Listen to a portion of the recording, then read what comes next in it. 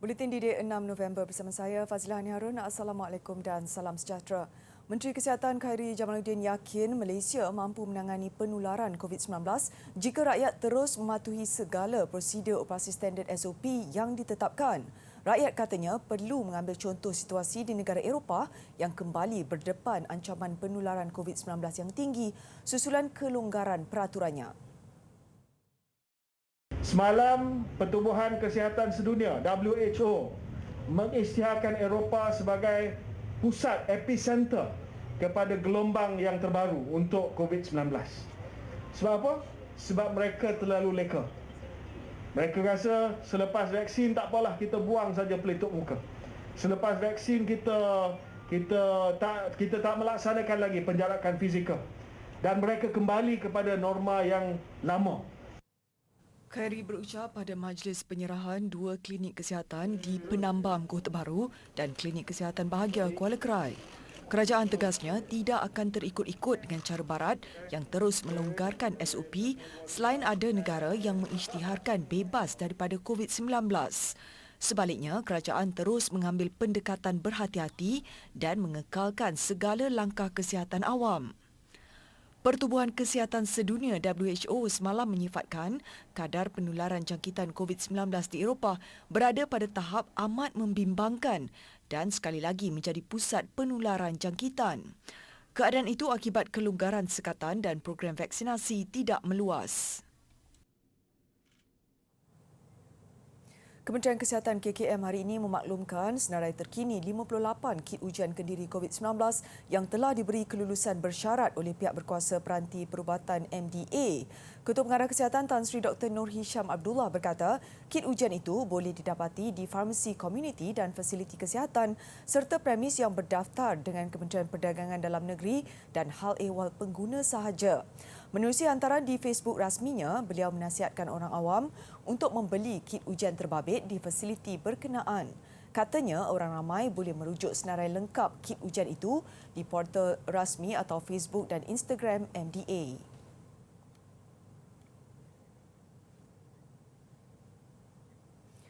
Dalam pada itu, populasi penduduk lengkap mendapatkan vaksinasi terus meningkat di negara ini iaitu mencecah 75.4% atau 24,625,458 orang. Menurut data KKM, populasi dewasa lengkap divaksin pula adalah 95.8% atau 22.4 juta. Menerusi laman COVID Now, KKM memaklumkan kanak-kanak dan remaja berusia 12 hingga 17 tahun yang lengkap divaksin pula mencecah 70.2% atau 2.2 juta orang, manakala 83.4% telah mendapat satu dos. Sejumlah 41,391 dos harian diberikan semalam, merangkumi dos penggalak sebanyak 20,365, satu dos 2,864 dan dos pelengkap sebanyak 18,162.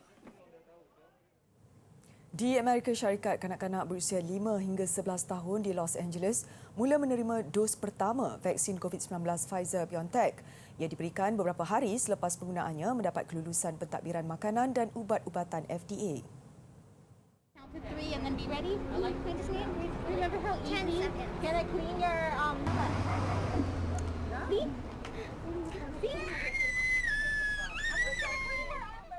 Rata-rata kanak-kanak yang diberikan suntikan rindu untuk melakukan aktiviti bersama rakan-rakan mereka. Namun ada juga yang takut dan perlu ditenangkan oleh ibu bapa dan petugas. Ibu bapa pula meluahkan rasa gembira dan mengalu-alukan perluasan vaksinasi kepada anak-anak mereka bagi melindungi daripada virus berbahaya itu. I was scared because my sister was screaming and I thought it would hurt, but it didn't hurt. I want my mask to be off and just want normal life to come back. I'm so happy that they finally approved the vaccine for her age group.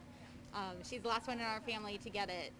So, like she said, it'll be nice to get back to, more normal life. And we have plans already to go to Disneyland, to go see Hamilton. Sasaran Amerika Syarikat adalah kepada program vaksinasi pelajar-pelajar sekolah susulan fasa baru vaksinasi COVID-19 dalam mengekang kematian, kemasukan ke hospital dan kelancaran sistem pendidikan.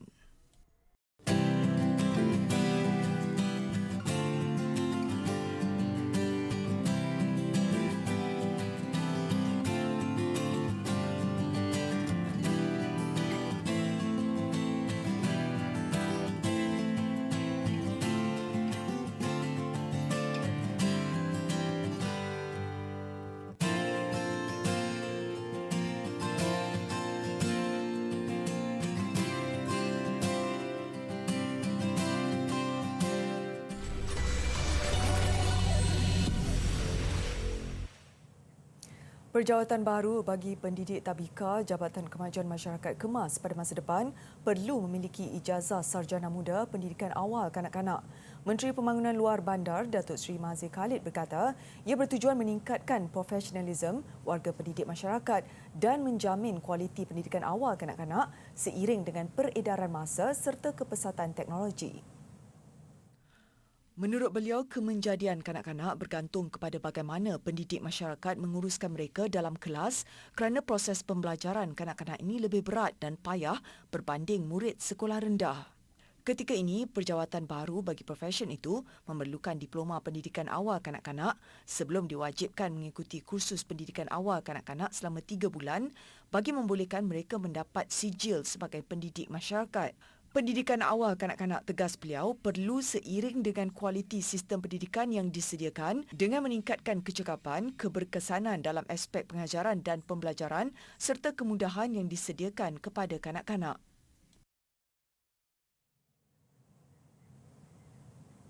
Baik, ini sesuatu yang menarik untuk dikongsi. Kekurangan diri bukan alasan untuk melakar nama dalam Malaysia Book of Records. Muhammad Syukur Syahuji, 29 tahun, orang kurang upaya OKU, berkayak dari Tasik Banding Gerik ke Bagan Datuk. Persiapan dilakukan Muhammad Syukur 4 bulan sebelum pemuda yang kudung kaki kanan itu berkayak sejauh 360 km menelusuri Sungai Perak. Dia dijadual melakukan survival kayak solo pengakap OKU selama 8 hari di 7 perhentian. Pemuda ini kehilangan kaki selepas terlibat kemalangan pada 2017 di Tambun. Diaju mengenai kebimbangan utama, katanya faktor cuaca yang tidak menentu dan keadaan sungai menjadi cabaran. Namun itu bukan penghalang untuknya yang memang meminati sukan air untuk terus berkayak. Dia banyak perkara, satu lagi jalan hujan keluarga dan sebagainya. Faktor itu yang menyebabkan saya kuat lagi lah untuk meneruskan hidup. Dan satu lagi kekurangan ni pun saya tengok banyak orang yang kekurangan ni dah sampai kejayaan ikut bidang masing-masing, ikut minat diorang masing-masing. So saya pun tak ada alasan untuk saya nak cuba juga apa yang saya minat sekarang ni untuk melakukan sesuatu yang baru. Sementara itu, Ketua Pesuruhjaya Pengakap Perak Ahmad Azam Abdul Majid berkata bagi menjamin keselamatan, pihaknya bekerjasama dengan beberapa agensi kerajaan bagi memantau pergerakan Syukur. Ini termasuk ancaman haiwan liar dan air pasang besar. Bagaimanapun, sepanjang perjalanan, dia akan berkayak secara bersendirian dan bermalam di kemah.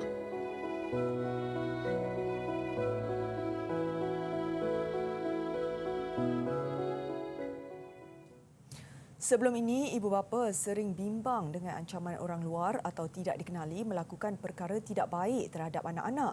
Namun, pada masa kini, ancaman bukan lagi dari orang yang tidak dikenali, tetapi dalam kalangan ahli keluarga sendiri.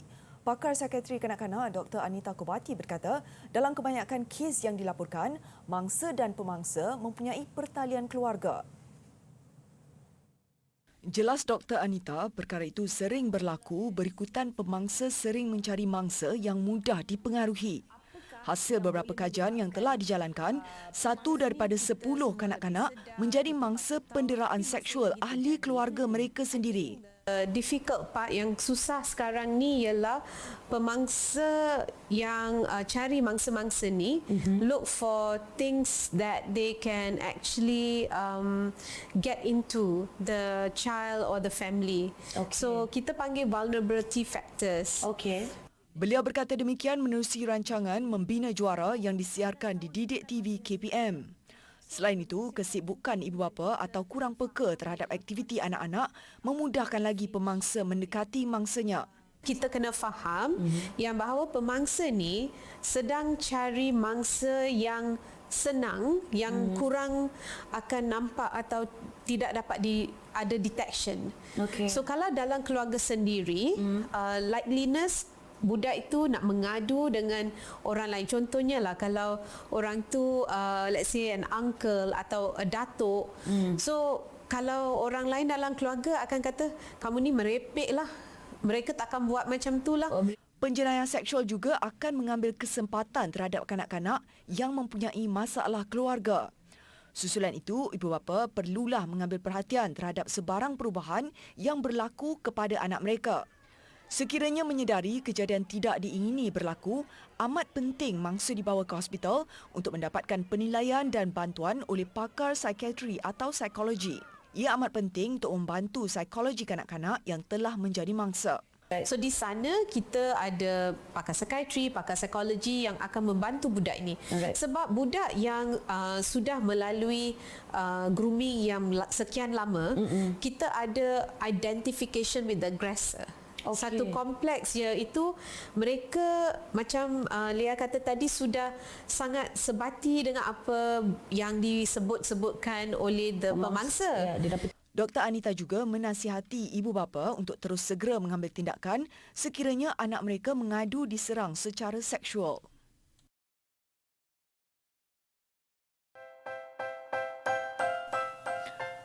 Bumi mengalami lebih kurang 25 juta kilat setiap tahun dengan kira-kira 50 serangan kilat berlaku setiap saat. Purata panjang adalah 2.5 km dan terdapat pelepasan yang meluas di atmosfera selama 20 km. Kilat mempunyai 5 kali suhu permukaan matahari mencapai hampir 30,000 darjah Celsius. Kepantasan kilat mencapai 56,000 km sesaat. Terdapat kepercayaan bahawa kilat tidak dapat menyerang 2 kali di satu tempat, namun hasil analisis mendapati lokasi serangan kilat sepanjang beberapa tahun terdahulu menunjukkan ia dapat menyerang tempat yang sama beberapa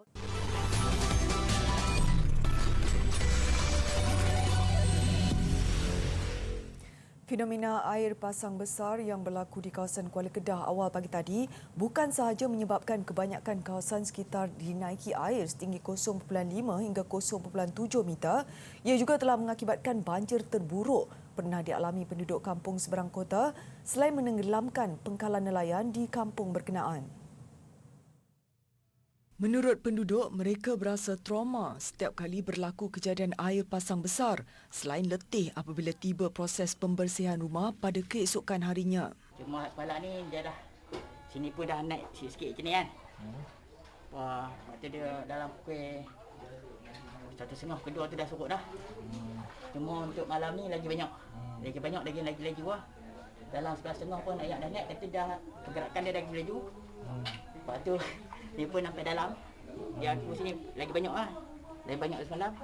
Atas pun penuh kan. Habis dulu lah. Bagi habis baru cuci. Dia tak cuci. Tadi kalau cuci pun dia naik lagi. Habis-habis yang esok cuci lah. Tu pun banyak malam ni kain-kain tu nak kena basuh lah. Kalau tak ada mesin lah lagi teruk lah. Sementara itu, di Kampung Sungai Dua, seorang penternak kambing terpaksa berjaga malam bagi memantau keadaan kandang kambingnya susulan laporan mengenai kejadian air pasang besar yang dijangka berlaku setinggi 3.1 meter. Mula air tak berapa tinggi macam dengan hari ini lah. Hari ini lagi tinggi lah. Fenomena ni tak pernah berlaku lagi lah. Selalu berlaku fenomena macam ni musim ke-7 lah. Kalau musim timur memang tak pernah berlaku. Pegawai Bahagian Operasi dan Bencana Angkatan Pertahanan Awam APM Daerah Kota Star, Lieutenant Muhammad Hilmi Yaakob menyatakan, berdasarkan pemantauan yang dilaksanakan pihaknya, lebih 20 buah rumah dinaiki air. Susulan itu, pihaknya sentiasa bersedia bagi operasi memindahkan mangsa ke beberapa pusat pemindahan sementara PPS terdekat sekiranya keadaan bertambah teruk. Dalam pada itu, fenomena yang sama turut menyebabkan 70 penduduk kampung PPRT Pancur di Pantai Remis, Manjung Perak terpaksa dipindahkan. Mangsa daripada 21 keluarga itu ditempatkan di PPS Sekolah Kebangsaan Pancur. Tinjauan awal pagi tadi mendapati air Sungai Pancur melimpah memasuki kawasan kampung berkenaan bermula kira-kira jam 5 pagi.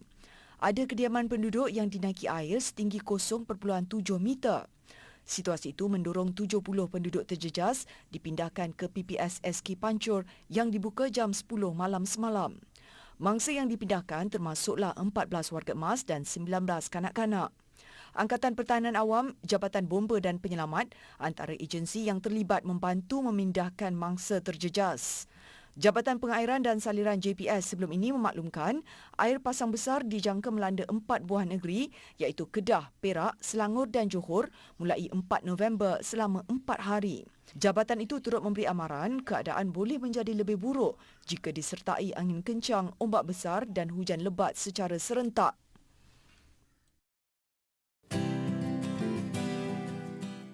Empangan memainkan peranan yang sangat penting dalam membekalkan saluran berstruktur yang sesuai untuk air mengalir keluar dengan tekanan kuat di kawasan air terjun dan sungai-sungai utama.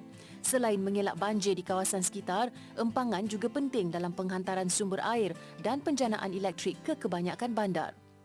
Empangan terbesar dari segi keluasan dan kapasiti simpanan di Malaysia ialah Empangan Bakun, iaitu sebuah empangan hidroelektrik yang dibina merentasi Sungai Baloi di Sarawak. Ia mempunyai saiz lebih besar daripada Singapura. Empangan Bakun setinggi 205 meter dari paras laut, juga empangan terbesar di Asia selain Three Gorges di China. Bakun turut membentuk tasik buatan manusia terbesar di Malaysia mengikut isi padu dan luas kawasan, di samping menjadi penjana elektrik terbesar mengatasi tasik empangan Pergau di Kelantan. Tali atau kabel penghantaran bawah laut Bakun adalah yang terpanjang di dunia, mengatasi talian penghantar dari Norway ke Belanda. Empangan Bakun mampu menjana tenaga elektrik sebanyak 2,400 megawatt.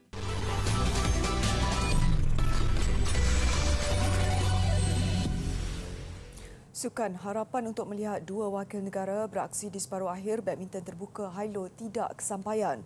Ia selepas perjuangan wakil tunggal dalam kem beregu campuran, Cheng Tan-ji dan Pek Yen Wei berakhir selepas tewas di suku akhir lewat malam semalam. Turun menentang pasangan dari Thailand, Supak Jongko, Supisara Pawisampran, wakil negara tetap memberi saingan sengit. Ketangkasan pemain lawan nyata menjadi duri dalam daging buat Tang Ji dan Yen Wei mencipta kebangkitan sebelum kecundang straight set dalam tempoh 34 minit pada aksi yang berlangsung di Saarbrücken, Jerman. Ia sekaligus menyaksikan sandaran tunggal negara bakal terarah kepada jago perseorangan lelaki Lee Zijia. Juara All England ini ditentang pilihan ke-6 Kidambi Srikanth dari India malam ini. Untuk rekod, ini pertemuan kali pertama buat kedua-dua pemain dengan Zijia di ranking lebih baik iaitu ke-8 berbanding lawan di posisi 15 dunia. Beralih ke saingan bola sepak Piala AFC, Kelab Gergasi Liga Bahrain Al-Muharraq merangkul gelaran kedua dalam sejarah pasukan selepas menewaskan juara 2011 FC Nasaf di peringkat akhir semalam dengan kemenangan 3-0. Berlangsung di Stadium Sheikh Ali bin Muhammad Al Khalifa, tuan rumah berjersi merah tidak mengambil masa lama untuk mendahului permainan apabila meledak gol pembukaan seawal minit kedua. Gerakan cantik dari kiri padang berjaya disudahkan Mahmud Al-Mardi yang melepaskan lembatan cantik dari luar kotak penalti sekaligus menggamatkan lebih 18,000 penonton di stadium. Bersambung babak kedua, Al-Muharraq terpaksa menanti sehingga minit ke-74 untuk menggandakan jaringan. Kali ini disumbangkan Hussein Jamil yang memudahkan lorongan cantik rakan sepasukan bagi meneruskan penguasaan tuan rumah dengan catatan semasa 2-0. 6 minit berselang, giliran Flavio Carioca menambah derita Nasaf selepas dia menjaringkan gol ketiga, menyaksikan kedudukan itu kekal sehingga tamat permainan. Untuk rekod, kali terakhir Muharraq menjuarai Piala AFC adalah pada edisi 2008. Dengan kemenangan ini juga, Muharraq menempah slot beraksi di Liga Juara-Juara AFC musim depan.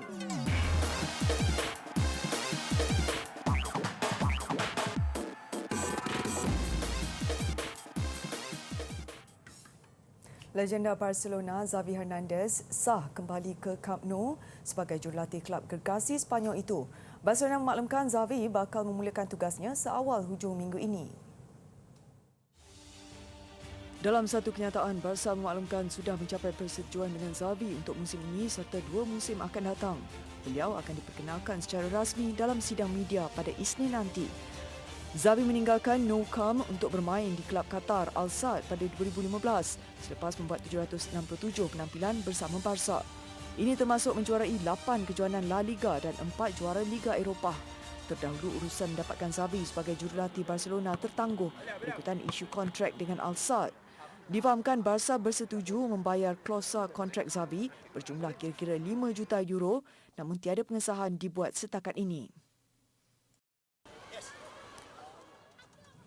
Mengakhiri buletin didik malam ini, pawagam pandu masuk pertama yang terletak di atas bumbung sebuah pusat membeli belah di Mumbai, India, mula dibuka kepada orang awam. Ia dimiliki oleh Mukesh Ambani, individu paling kaya di Asia dan boleh memuatkan 290 buah kenderaan. Saya Fazila Niara, selamat dan Assalamualaikum.